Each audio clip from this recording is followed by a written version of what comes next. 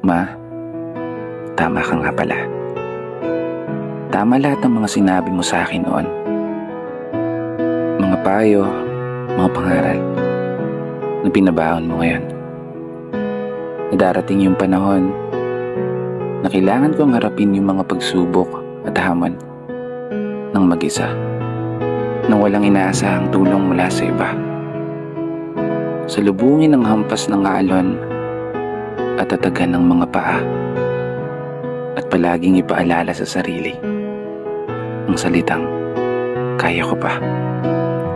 Oo, kaya ko to. Gaya ng palaging sinasambit mo. Simula nung nasa sinapupunan pa lamang hanggang ako'y karga mo. Pinapakain, nililiguan, pinapatulog gamit ang iyong tinig. Paborito kong himig habang mga mata mo'y nakatitig. Hanggang sa nagkaisip, mga kamay mo pa rin ang aking hilig. Hawakan sa tuwing takot ay sumisilip. Nakakaiyak naman to. Sa bawat umaga na boses mo ang gumigising, palaging nagpapaalala na maliliit ka na naman, bata ka, ano ka na. Ay, ikaw ang pinakamagaling na rapper na nakilala ko.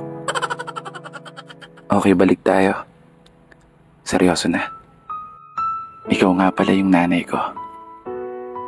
Isang ilaw ng tahanan na nagpaliwanag ng buhay ko. Ang bukod tanging babae na una at sobrang minamahal ko. Isang babae na habang buhay iingatan ko. Kaya sana ma, bagal-bagalan mo yung pagtanda mo ha. Pangako, ipapanalo ko to. Hindi ko na masyadong pakakahabaan na para rin sa'yo naman tong video na to. Kasi tama naman lahat talaga ng sinabi mo. Malayo na ako sa'yo. Malayo ka rin sa pamilya mo.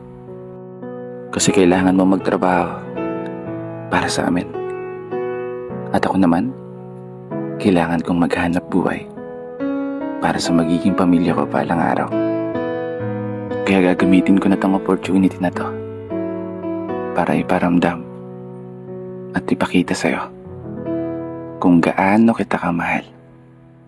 Happy Mother's Day, ma. Maraming salamat po sa lahat.